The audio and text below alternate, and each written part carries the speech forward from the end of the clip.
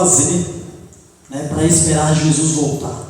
Esse é o tema desta manhã, tá bom? Nós sabemos que os discípulos, e muitos deles, esperavam Jesus voltar nos seus dias, mas eles não esperavam sentados ou num sítio ou descansando, eles esperavam trabalhando, vivendo a mensagem como Jesus voltasse, como se Jesus fosse voltar nos seus dias. Por exemplo, não precisa abrir por enquanto, mas no livro de Apocalipse, no último, lá no capítulo 22, no penúltimo verso, que é o verso 20, João diz certamente, a mensagem para João foi dita da seguinte forma: certamente venho sem demora, amém, vem Senhor Jesus. É essa a mensagem? Então Jesus está às portas, assim que João nos seus dias, mesmo preso ali na ilha de Patmos. O apóstolo Paulo também ele cria que Jesus voltaria nos seus dias. É uma mensagem que está lá em 1 Tessalonicenses, capítulo 4, verso 16 e o verso 17. Paulo diz que ao ressoar da trombeta, os mortos em Cristo ressuscitarão primeiro. E Paulo diz no verso 17: depois nós, os vivos, seremos arrebatados e juntos iremos encontrar com o Senhor nos ares. Ele cria ou não cria que Jesus voltaria nos seus dias? Sim. Mas como ele esperava a volta de Jesus? Pregando o Evangelho. Entende? É assim que nós temos que esperar a volta de Jesus. Trabalhando para o Senhor. Intensamente, irmãos. Quanto mais se aproxima da volta de Jesus, mais nós temos que trabalhar para Jesus. Entenderam? Férias no céu, só no céu. Quando ele apontar nas nuvens do céu, vai assinar suas férias. A eternidade nos aguarda. Enquanto isso, o trabalho nos espera. Então vamos lá falar um pouco sobre esse tema. E nós iremos abrir a palavra de Deus lá no livro de Mateus. O capítulo todos nós conhecemos, que é o 24. Falar da volta de Jesus, temos que passar por Mateus 24. Então vamos estudar aqui Mateus 24. Abram a palavra do Senhor no livro de Mateus, capítulo 24. E deixem abertos, porque nós iremos orar ao nosso Deus. Iremos fechar os nossos olhos, nos concentrar no céu. Iremos pensar enquanto oramos na volta de Jesus e pedir a direção do Espírito Santo. Ele venha habitar em nós, que nada venha nos atrapalhar neste momento. Nós possamos nos concentrar na volta de Jesus. Vamos pedir ajuda? Feche seus olhos. Santo Deus e amado Pai, louvado e exaltado seja o teu nome, Senhor. A tua palavra está aberta, Pai. Mas o que te pedimos é que os nossos ouvidos, os nossos corações, estejam abertos e atentos à tua palavra. O que iremos ouvir, sabemos que vem do céu, vem dos altos. Então, por favor, Senhor, nos ajude a compreender a necessidade desta mensagem em nossas vidas. Te pedimos em nome de Jesus, amém. Mateus 24, irmãos. Mateus 24 é um capítulo bem conhecido nosso, tá bom? Todos nós conhecemos Mateus 24, é um capítulo profético aqui nos Evangelhos. É bem conhecido. O capítulo de Mateus 24, no verso 1, começa dizendo, irmãos, que Jesus estava saindo do templo. Olha só, tá bom? Pega a visão aí. Jesus estava saindo do templo. E ao sair do templo, os discípulos mostraram aquela construção, a construção do templo, beleza, muito bonito o templo de Jerusalém. Os discípulos todos orgulhosos daquela construção. Então, assim que Jesus saiu do templo, os discípulos disseram: olha, mestre, que beleza de construção. Era um orgulho deles. Aí Jesus ele diz no verso 2 da seguinte forma: vocês estão vendo tudo isso? Aqui não ficará pedra sobre pedra que não seja derribada, ou arrancada, ou destruída. Pronto, Jesus jogou um balde de água fria na cabeça dos discípulos. Como pode? Beleza de templo, demoramos muitos anos para a construção desse templo, orgulho da nação, e vem Jesus dizendo: olha, vai ser tudo destruído. Aí os discípulos ficaram com isso na cabeça, essa dúvida: quando será? Eles começaram a pensar, questionar com um, com o outro: como pode alguém destruir um templo tão grande, maravilhoso, belo? Não tem condições. Quando?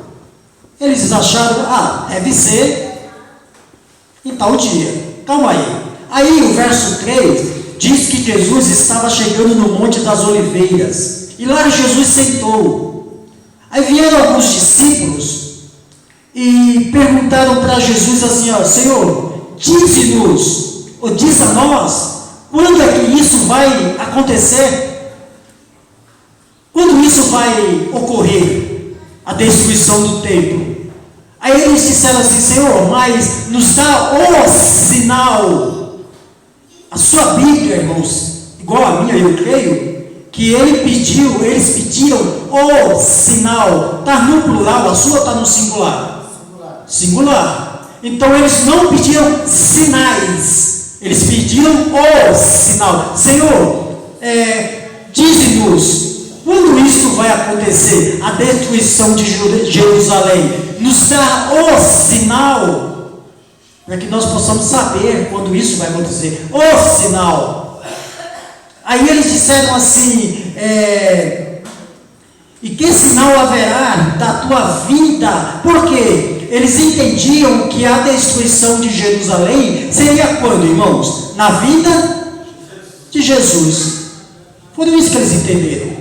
Como pode esse templo ser destruído, as pedras serem arrancadas, essa construção cair por terra, esses muros altos?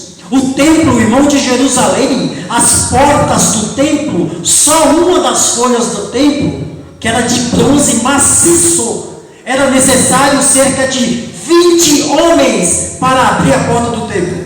Só uma das folhas, 20 homens.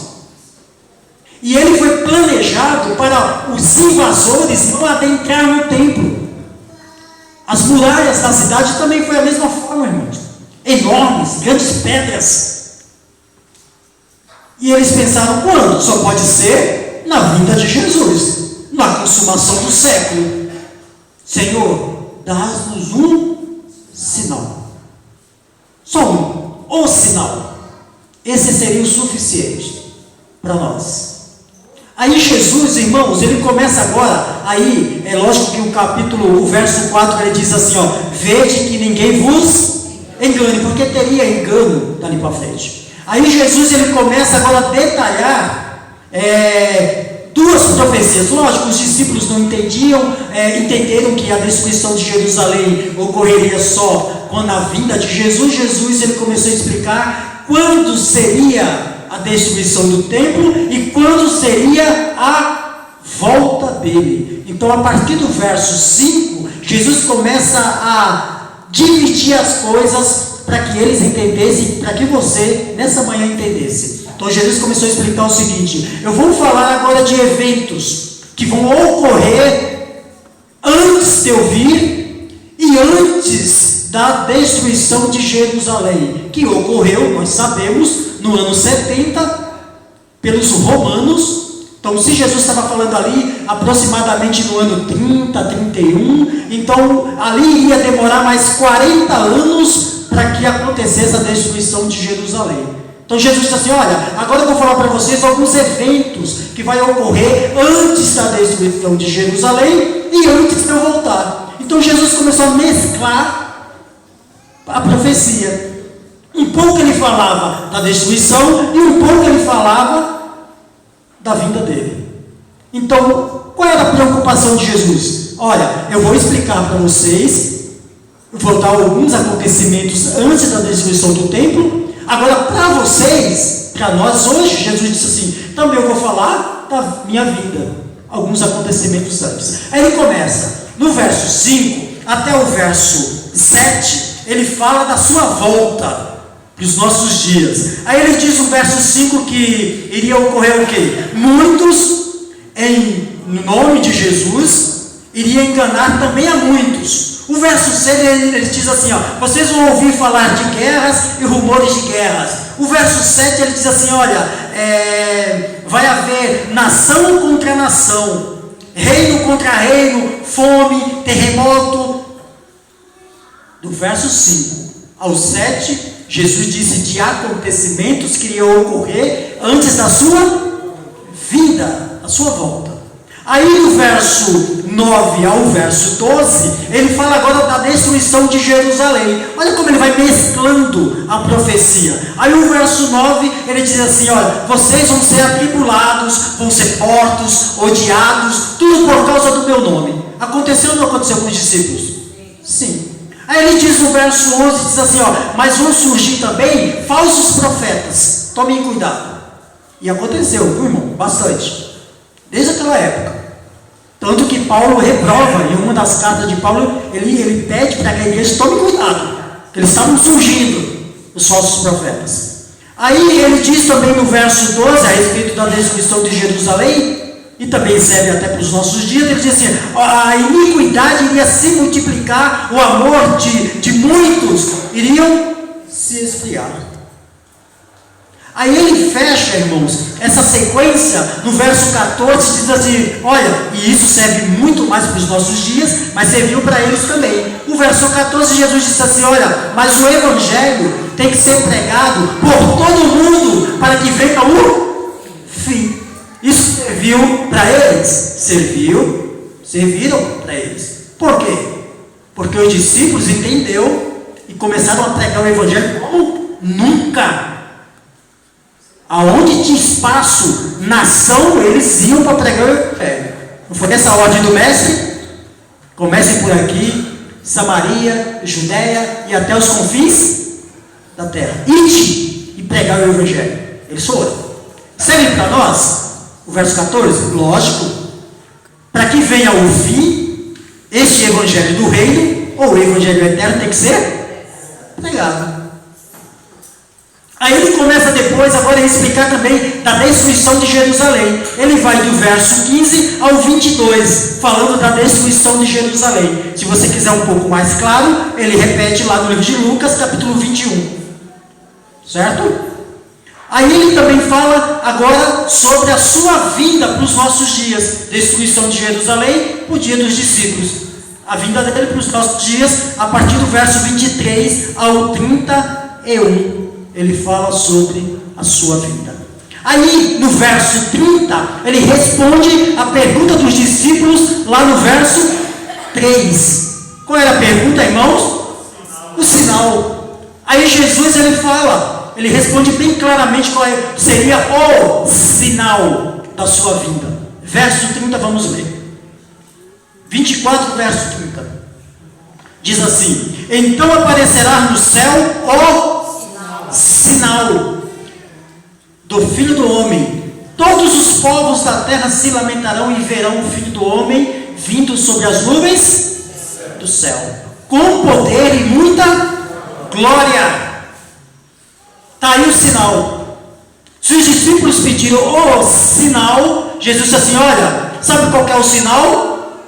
A vinda do Filho do Homem. Quando ele apontar nas nuvens, todo olho o verá. Esse é o sinal. Entenderam?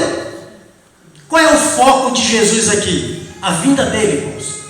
O capítulo 24 de Mateus foca a volta de Jesus. Vocês querem um sinal? Tudo bem, quando vocês olharem as nuvens, vocês vão ver o sinal, a vinda do Filho do Homem. Será que adiantou alguma coisa para os discípulos? Não adiantou quase nada, porque eles esperavam um sinal visível, algo antes, para eles se prepararem antes. O que Jesus quer dizer? Querem o sinal? Se preparem agora. Agora. Vivam como se eu fosse voltar amanhã. Por isso que Paulo vivia como se Jesus voltasse nos seus dias. É isso que ele está dizendo, irmãos. Nós não temos que estar nos preparando, nós temos que estar preparado para a volta de Jesus. Foi isso que Jesus disse: é o sinal que vocês querem? Então, quando vocês virem o Filho do Homem apontar nas nuvens do céu, esse é o sinal. Todos os povos vão se lamentar, todos verão, todo o olho o verá. Esse é o sinal. Em outras palavras, se preparem, ou estejam, melhor dizendo, preparados para este sinal, porque quando apontar nas nuvens, só sobe quem está preparado. Aí Jesus, na sua inteligência, é lógico que você não vai entender ou medir a inteligência de Jesus, não tem como, porque ele é Deus, mas olha só, na sua inteligência, Jesus ele começa o restante do capítulo 24 falando de quantas parábolas? 2 parábolas. Aí ele vai para o capítulo 25, ele fala mais de 3 parábolas. Por exemplo, capítulo 24, ele começa falando, aí no verso 32, do 32 ao 44, ele fala da parábola da figueira. Eu queria que os irmãos prestassem atenção em um detalhe. Essas 4 parábolas, essas 5, se você quiser considerar do capítulo 25 como uma parábola, as 2 parábolas do capítulo 24, as 3 do capítulo 25, têm o mesmo fundamento, o mesmo propósito. Todas elas falam da volta de Jesus. Todas as 5, ela fala de 2 grupos de pessoas. Um grupo que vai ficar e um grupo que vai subir. Todas as 5 falam de condições. Como eu devo estar na volta de Jesus. Por exemplo, a parábola da figueira, nós não vamos ler, tá bom? Só uma delas que é o meu foco nesta manhã. Mas a parábola da figueira, ela fala, irmãos, de como estaria a geração na vinda de Jesus. E qual é o exemplo que ele cita aí? Noé. Assim vai ser também na vinda do Filho do Homem. Como estaria a geração de Noé? Comendo, bebendo, casando e dando-se em casamento. Aí ele explica, aí na parábola, que 2 estariam no campo, um seria tomado e o outro deixado. 2 no moinho, uma seria levada e a outra deixada. Entenderam?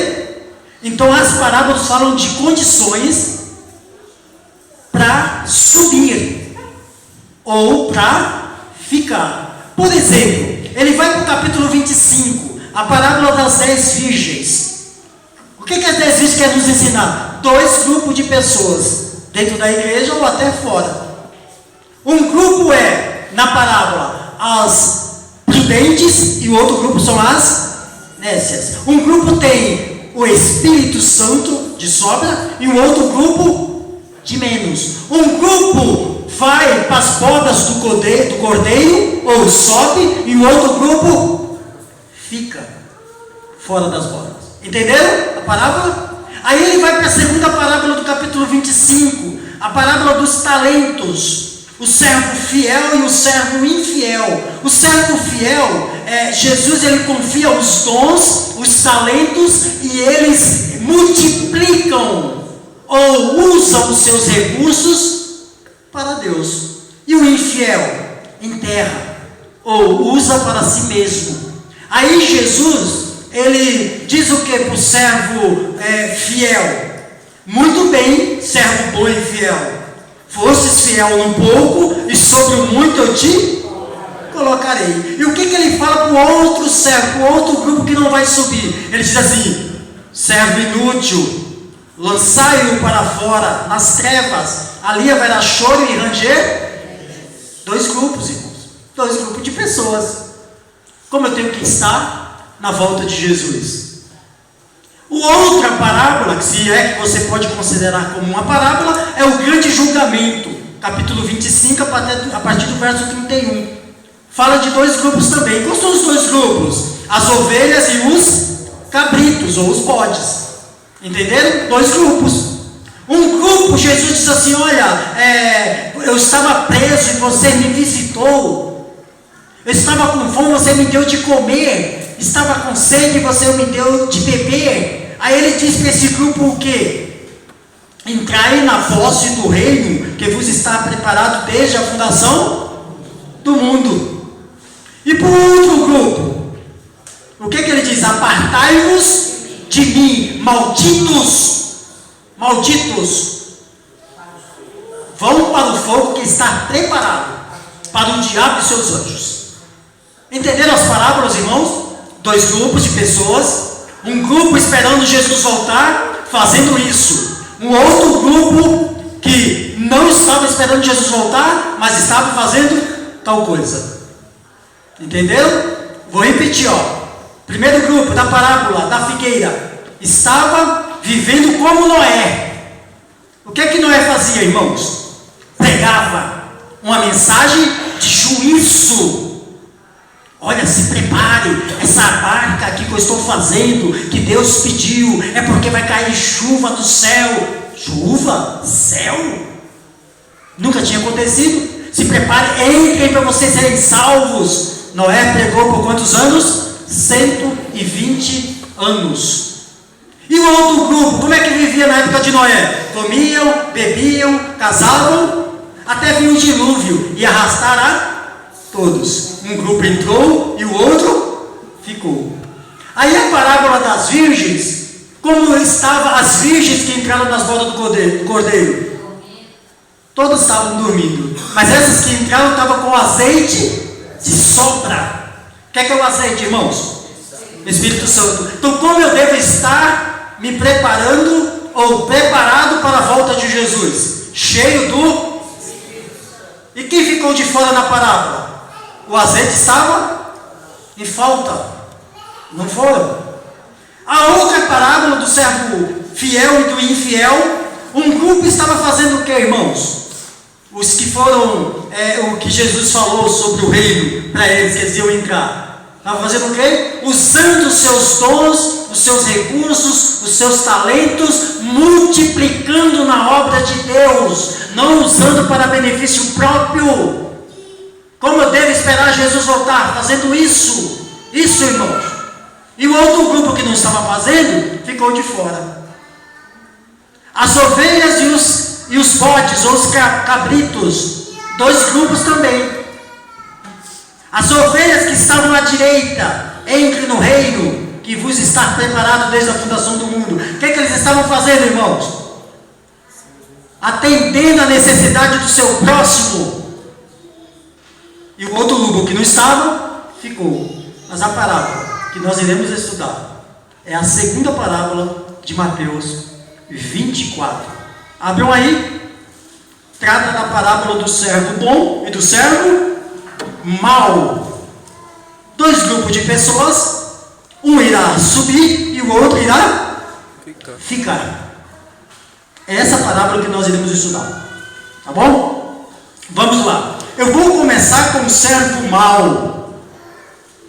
Olha o que está preparado para o servo mau. O verso, capítulo 24, o verso 51. O 50 e o 51. O que está preparado para o servo mau? Esse grupo que não vai subir na volta de Jesus. Olha o que está preparado. Verso 50, capítulo 24, verso 50. Virá o Senhor daquele servo em dia em que não espera e em hora que não sabe. O que vai acontecer com eles? 51. E castigá-lo-á, lançando-lhes a sorte com os hipócritas. Ali haverá choro e ranger. Então o servo mau, nesta parábola, ele está em falta com o seu Senhor. Então quando Jesus voltar, quando o sinal for dado para todos, a vinda do Filho do Homem, esse grupo fica como as ovelhas, como os cabritos à esquerda, como aqueles que foram levados pelo dilúvio, como aqueles que não tinham o azeite, fica para trás. Por quê? O que foi que eles estavam fazendo próximo do sinal da volta de Jesus? O restante do verso, que nós não lemos, o verso 48 e o 49, diz assim: a condição que deixaram eles de fora foram essas aqui, ó.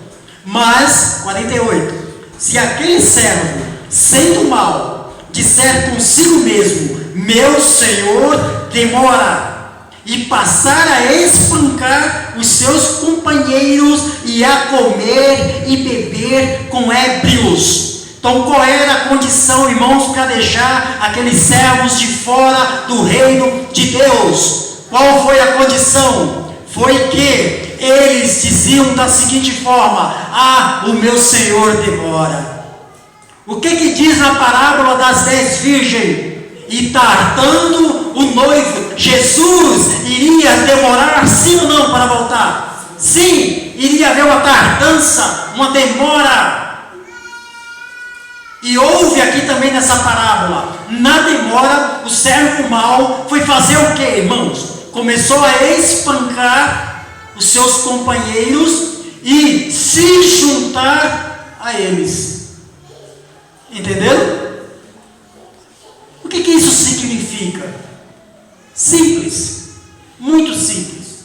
Tem uma passagem na Bíblia que vai refletir isso aqui. Por exemplo, no livro de Êxodo, vou contar aqui, só vocês vão ver que a história é bem conhecida, ó, não precisa abrir. O livro de Êxodo, no capítulo 32, do verso 1 ao verso 10. Qual é a história que conta lá em Êxodo 32? Simples. Em Êxodo 31, Moisés sobe ao monte Sinai para falar com Deus e pegar as tábuas dos 10 mandamentos. E ali Moisés demora. Quem era Moisés? Um representante de Deus, um libertador, representante de Cristo, o nosso libertador. Aí Moisés demora lá no monte Sinai. Aí o que acontece no capítulo 32 de Êxodo? Arão com o povo viu que aquele Moisés estava demorando ou tardando, falou para Arão: por que não fazermos um Deus? E esquecer esse Moisés que tanto demora, fazer um Deus, um bezerro de ouro, cultuar a esse Deus, por que não? Aí Arão, irmãos, como um líder do povo, depois de Moisés, o que foi que ele fez? Ah, tudo bem, vamos fazer o bezerro de ouro, tirem aí os seus brincos, braceletes, pulseiras, vamos derreter, fazer um bezerro e vamos adorar. Então Arão, em vez de repreender o povo de Deus, o que ele estava fazendo? Se juntando a eles. E diz lá em Êxodo 32 que eles fizeram uma festa para o bezerro de ouro. Então Arão, em vez de repreender os seus conservos, eles estavam o quê? Espancando. O que é espancar? Quando eu, irmãos, não alimento o povo com palavra, com Bíblia, eu espanco os meus conservos. E além disso, Arão se juntou a eles, aos ébrios, e começou a beber e a comer e a participar da festa. Não tem um ditado que diz assim: olha, se você não pode com o seu inimigo, junte-se a... Jamais, irmãos, a gente não pode fazer isso. Ah, eu quero atrair jovens para dentro da igreja. Ah, então eu vou colocar coisas de jovens aqui dentro. Aí eu começo a colocar coisas que não agradam a Deus, mas agradam a quem? Aos jovens. Eu não posso com eles, eu me junto a eles. Ditado diabólico, irmãos. Ditado diabólico. Eu não posso com ele. Esse é o ditado. Eu não posso com eles, mas eu nunca vou me juntar a eles. Eu não posso com ele, mas o Deus que eu sirvo pode com eles. É assim que temos que falar. Nunca me juntar a eles. Nunca. Lembre-se dos dois grupos. Um fica e o outro sobe. Lembre-se das palavras. Esse é o contexto. Então Arão preferiu se juntar a eles. Comia e bebia. E o bezerro de ouro lá. Uma festa. Até Deus dizia assim: Moisés, desce, porque o arraial está corrompido. Moisés, desce. Eu vou destruir esse povo, Moisés. Eu vou fazer de ti uma grande nação. De você. Não vou com esse povo mais, Moisés. Chega.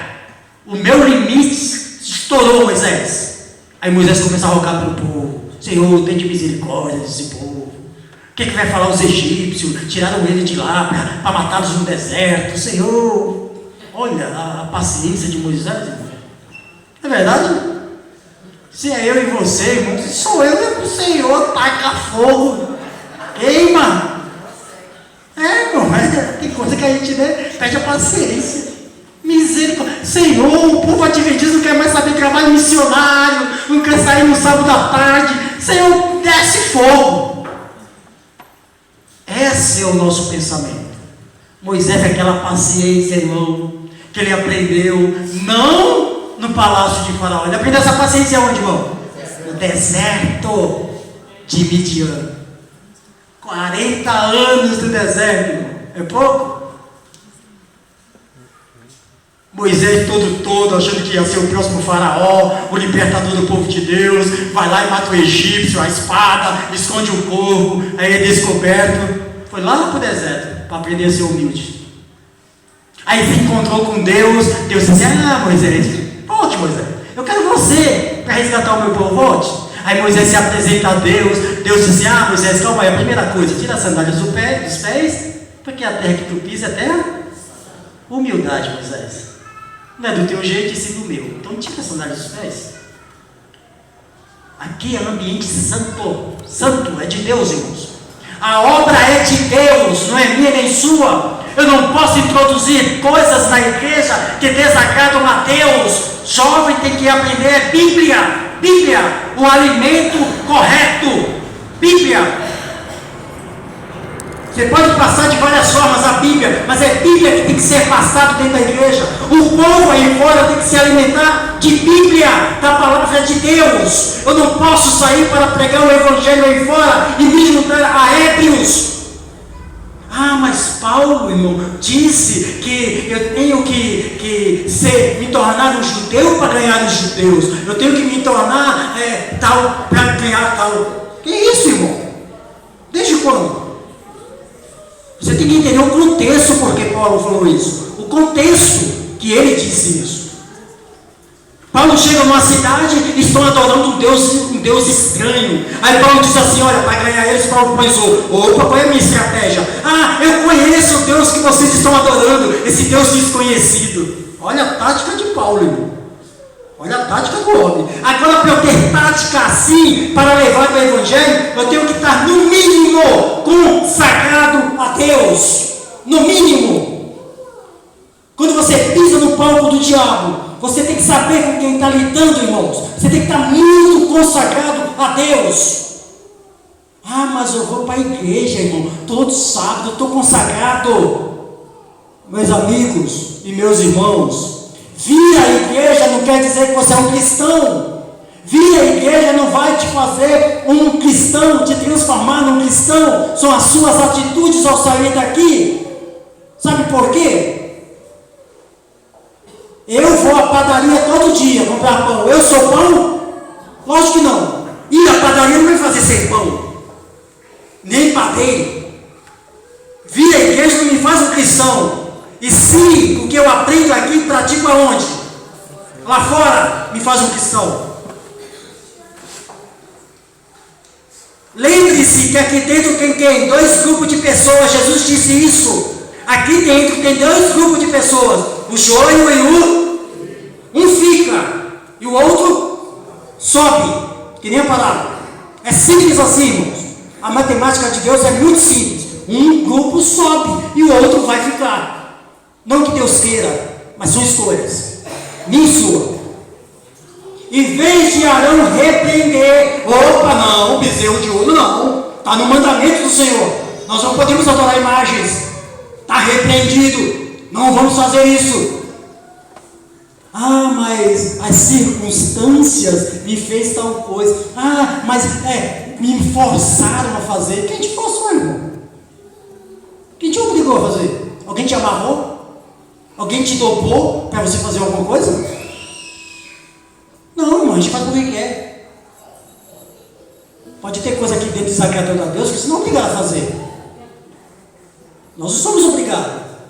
Vamos colocar umas luzes aqui, um pisca-pisca, e na hora do louvor vamos pular, vamos gritar, porque é diferente, os jovens gostam. Quem está te obrigando a fazer isso? Alguém vai amarrar você aí no banco para você assistir? Só, irmão, que nós somos líderes da igreja. Tem que partir de nós a liderança. Arão era líder do povo. Líder do povo. Não era qualquer um no meio do povo. Era um líder consagrado de Deus. Líder. Agora deixa eu só falar o porquê que esse contexto aparece no servo mau. Porque o servo bom faz o oposto, irmão. Quem está preparado para a volta de Jesus está fazendo o oposto do servo mau. E qual que seria o oposto? Bíblia. Mateus 24, verso 45 diz assim: quem é, pois, o servo fiel e prudente, a quem o Senhor confiou os seus conservos para dar-lhes o sustento a seu tempo? Aí, irmãos, o que o servo bom, o que está se preparando, ou está preparado para a volta de Jesus, tem que fazer antes da sua vida? Olha, o que Deus confiou ao servo é a mesma coisa que Ele está fazendo a mim e a você. Deus está confiando em suas mãos seus conservos. Por exemplo, eu agora estou, hoje, neste momento, atuando como um servo aqui na frente. Eu creio nisso, tá bom? Em alguns momentos da sua vida você vai ser o servo também, tá bom? Mas agora eu sou o servo. Vocês são os servos. E o que a parábola está dizendo? Que Deus confiou a mim como servo, vocês os seus conservos, e eu tenho que alimentá-los com alimento a seu tempo. É qual é o alimento que eu tenho que trazer aqui à frente, irmão? É o alimento correto, para o tempo correto que eu gosto. Nós estamos vivendo o tempo do fim. Ah, mas eu não vou chamar a atenção da igreja, eu vou pregar assim, sabe, por cima, passar a mão na cabeça, porque se eu falar um pouco mais forte, o irmão nunca mais vai voltar, e vai ficar com raiva de mim, sabe, aí o irmão vai ficar chateado, não vai voltar mais na igreja. É isso que está dizendo, irmão? Se eu pregar uma mensagem diferente, irmãos, isso vai recair sobre quem? Sobre o servo. O que Deus está querendo nessa parábola? Um grupo que vai ficar na volta de Jesus, não está nem aí se está alimentando o seu servo. Está nem aí, ele está espancando, ou melhor, ele está até se juntando a eles. O grupo que sobe, alimenta com o alimento correto no tempo certo. Qual que é o alimento correto, irmãos? Bíblia. Bíblia. Como Jesus quer te esperar na volta dele? Você fazendo o quê? Comendo e alimentando. Simples assim. Quando ele apontar o sinal ser apontado nas nuvens do céu, como você tem que estar dentro da igreja? Trabalhando. É isso que Jesus está dizendo. Trabalhando. Férias só no céu. Trabalhando. Alimentar, irmão, mas eu não sei dar estudo bíblico, porque você falou que tenho que alimentar as pessoas. Coitado de mim, que eu nem como direito, sabe? Magrinho, frágil, eu nem como direito. Como é que eu vou alimentar? Meu amigo e minha amiga, você alimenta as pessoas com o que você tem. O pouco que você tem é muito para quem não tem nada. Muito. Você alimenta as pessoas, não é só dando estudos bíblicos. Você alimenta pessoas aí fora com o evangelho, só dando o exemplo da sua vida. O jeito que você anda, o jeito que você se veste, o jeito que você come, o jeito que você fala, é uma pregação da volta de Jesus. Quem te disse? Quem disse que na parábola você tem que estudar, decorar a Bíblia, gravar os versos na mente? Você tem que viver a Bíblia, para que você seja o alimento para as pessoas no tempo certo. Mas como nós estamos nos alimentando, irmãos?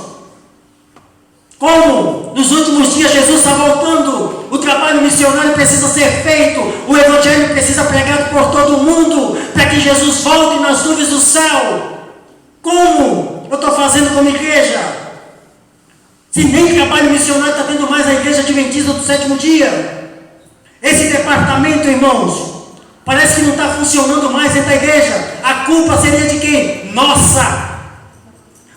Entregar livros, isso é coisa do passado, não dá resultado. Entregar folheto de porta em porta, misericórdia, deixa para os nossos irmãos da igreja que sai de porta em porta, de 2 em 2, porque o povo adventista é muito vergonhoso, irmãos. Povo vergonhoso, somos nós. A maioria do trabalho missionário feito, irmãos, a maioria, eu falo isso de peito aberto. O meu filho está gravando, vai ser colocado no meu canal. Eu falo de peito aberto. A maioria do trabalho missionário feito, irmãos, com Fortaleza, não antes de mim, porque eu não posso falar coisa que eu não vi, mas o tempo que eu estou lá, 5 anos, foi feito pelos desbravadores da Igreja Adventista do Sétimo Dia. Sabe por quê? Que nós estamos deixando de fazer há 15 anos atrás, quando eu entrei nessa igreja.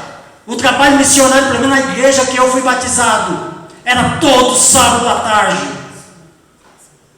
Vamos sair, vamos pregar, vamos visitar. Impacto de Esperança, a igreja se reunia. Hoje tem Impacto de Esperança, cada um vai para um lugar. E para convocar o povo depois do almoço, misericórdia. O trabalho missionário vai mais alto.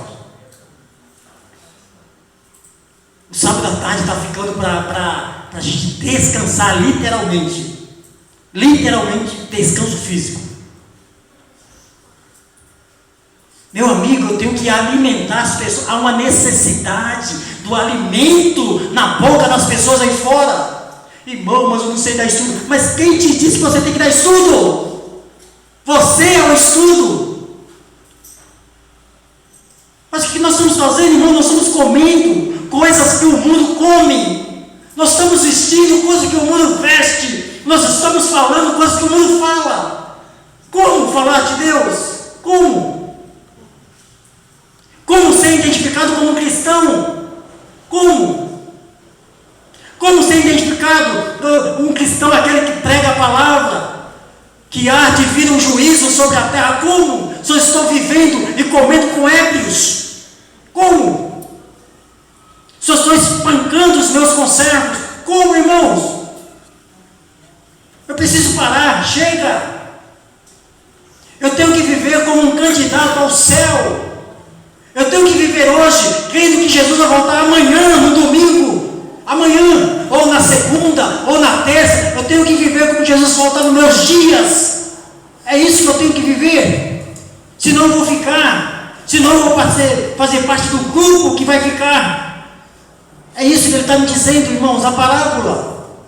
As 5 parábolas falam a mesma coisa. Um grupo fica, o outro sobe. Um grupo tem que me esperar, dos que vão subir, me esperar desta forma, fazendo isso.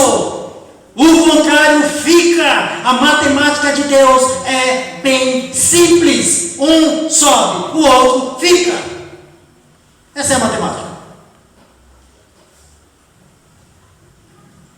O trabalho missionário tem que ser feito, irmãos. Um certo dia Jesus estava entrando na cidade de Jerusalém. Aquela multidão ao qual ele curou, realizou milagres, estava acenando para Jesus, com folhas de palmeira, acenando Jesus de qualquer forma, louvando o nome de Jesus. Jesus entrando na cidade. Aí os discípulos dizem: Senhor, peça para que eles parem de falar. Jesus disse assim: meus amigos, se eles não falarem, as pedras clamarão. Se você não divulgar Jesus através da sua vida, o que você aprendeu aqui dentro, outros vão divulgar.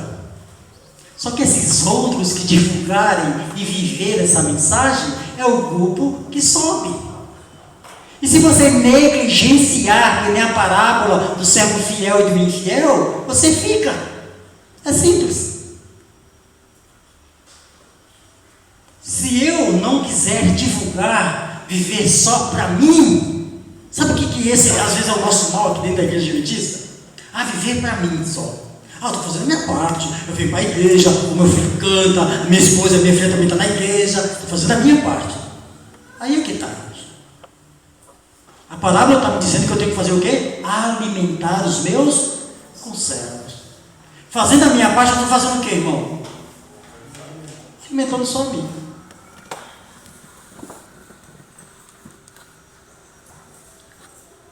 O que Jesus espera, irmãos, é te encontrar trabalhando na casa de Deus. Amém. Trabalhando. Pode ser que eu esteja falando para alguém que já pediu a aposentadoria há muito tempo atrás, das coisas de Deus. Pode ser que eu esteja falando para alguém que até está pensando em pedir essa aposentadoria. Na próxima comissão eu não vou querer mais nada. Na próxima comissão eu vou agora curtir o meu casamento. E o departamento ali? Não, o departamento que se vive. Deus proverá. Meu amado, Deus está te chamando para prover essa necessidade. Para minimizar essa necessidade, está te chamando. Você diz assim, não, Deus proverá. Aí Abraão estava subindo para sacrificar o seu próprio filho, e o filho preocupado, pai, estou vendo o cordeiro, estou vendo a lenha aqui, mas não está certo. Pai, eu tenho uma desconfiança, mas deixa eu perguntar, cadê o cordeiro? Aí o sossego também de Abraão para responder é interessante, né? Deus proverá, filho. Sabe o que passava na cabeça às vezes? Mas será que Deus vai prover mesmo? Deixa eu falar para acalmar o menino, né? Vai que ele resolve voltar. Correr. Não, Deus proverá, filho. Deus iria prover. Mas em nenhum momento Abraão disse assim, vamos voltar, filho? Porque Deus vai prover, né? De uma outra forma, não com você. Entende, irmãos? Deus proverá. Mas eu tenho que continuar caminhando, rumo ao céu. Abraão disse, Deus proverá, filho, mas não pare não, viu? Pode continuar andando. Deus proverá, filho, mas antes, vamos para lá. Ele vai prover. Não, pode ser que Isaac dissesse assim, pai, vamos esperar aqui para Deus prover? Deus proverá, filho, levante. Deus vai prover. Aí chegou lá no Monte Moriá, aí Isaac deitou na fogueira e disse, pai, cadê o cordeiro? Deus proverá. Pegou o cutelo, pai, cadê o cordeiro? Vai prover, filho, calma. Não aconteceu nada ainda. Entendeu, irmão? Deus proverá. Eu tenho certeza que Deus proverá as coisas aqui dentro. Só que Ele não quer que você pare. Ele quer te usar dentro da casa de Deus. Amém. O trabalho missionário, irmãos, é feito por ferramentas humanas. Eu e você. Deus vai prover, vai trazer um monte de gente aqui para a igreja, vai encher esses bancos. Usando eu e você. Amém. Ele vai prover. Mas eu não sei fazer, não sabe? Para de falar que não sabe, você sabe. Viva essa mensagem. Esse alguém não vai ser atraído pelo que você come, pelo que você veste, pelo que você fala, pelo que você assiste, pelo que você vê, pelo que você posta. Olha que coisa interessante, irmão. Hoje está uma onda, né, de postagem aí, né? Eu não sei onde é que está o irmão fulano de tal. Vou entrar nas redes sociais dele. Pronto, descobriu. O irmão está na praia. O irmão está até... rapaz, tem até umas musiquinhas lá. Não é assim que a gente descobre, então, alguns irmãos? Um dia eu fui passear com a minha família lá no Rio de Janeiro. Nunca tinha ido no Rio de Janeiro. Arraial do Cabo. Eita, lugar bonito. Eu acho que mais bonito que esse lugar é o céu que Deus está preparando para nós. O lugar é bonito, irmão. Pensa numas praias bonitas. Areia branquinha, o mar azul, verde, nem sei mais. O meu olho ficou até tonto de tanto ver a água limpa, rapaz. Diferente de alguns que já viram em São Paulo, né? Para você ver o chão, é difícil. Aí, atravessando a ponte Rio-Niterói. Eita, ponte comprida, não pensa? E demorar para chegar no final dessa ponte. Eu falei, misericórdia, vai estar indo para o céu? Aí, minha esposa gravou de uma só. Eu não avisei para minha mãe que eu ia para o Rio. Porque meus pais, eles tomam insulina, né? Eu aplico insulina neles todos os dias. Eu esqueci de avisar, aí foi. Eu ia voltar logo também, né? Só 2 dias. Aí eu cheguei na minha mãe na segunda, aplicar insulina. Olha, você estava no Rio, né? Eu? Como a senhora ficou sabendo? É que eu vi, a minha irmã falou para ela, que viu não sei aonde, não sei aonde. Misericórdia. Eu não gosto, irmão. Você pode perceber, eu não tenho redes sociais, tá bom? Eu uso mais WhatsApp. E o máximo que eu coloco alguma coisa é no meu status. Que nem eu coloquei ontem no pequeno grupo, sempre coisas do desbravador da igreja. Mas alguém colocou, tá bom? Da minha família colocou, e minha mãe viu. O que eu quero dizer com isso é que nós precisamos divulgar as coisas de Deus. Não é o seu pessoal, irmão. O seu pessoal é você e a sua família. Só que a igreja, irmão, a gente está numa onda de tudo postar, tudo tirar foto, tudo colocar onde é que eu estou. Eu não vejo isso ajudar em nada. Nada na obra de Deus. Nada. Não estou dizendo que é pecado não, tá bom? Converse você com Deus, ali no particular, faça uma reunião com Deus e pergunte para Ele se é pecado. Divulgue Deus. Jesus precisa voltar nas nuvens do céu para nos buscar. Ele precisa que você divulgue o Evangelho. Então use todos os métodos que este mundo está nos oferecendo para divulgar a palavra de Deus. É isso que Ele está pedindo para mim e para você. Porque eu e você fomos comprados com o precioso sangue de Jesus. Não foi qualquer preço não, irmãos. Foi o Rei do Universo deixando as cortes celestiais para pisar nessa terra de pecado, para sofrer, ser humilhado, cuspido por mim e por você. Não foi qualquer preço não, irmãos. Foi Deus vindo à terra para morrer por nós. Mas enquanto eu estiver aqui eu tenho que curtir também. Continue, se esse for o seu pensamento. Não quer mudar? Deus te respeita. Mas lembre-se das parábolas, das 5. Um grupo fica, o outro sobe. O grupo que sobe tem que estar trabalhando para Cristo, seja aqui dentro ou em qualquer lugar. Como Jesus quer encontrar a sua igreja? Trabalhando. Que esse seja o seu desejo. Amém. E a sua vontade.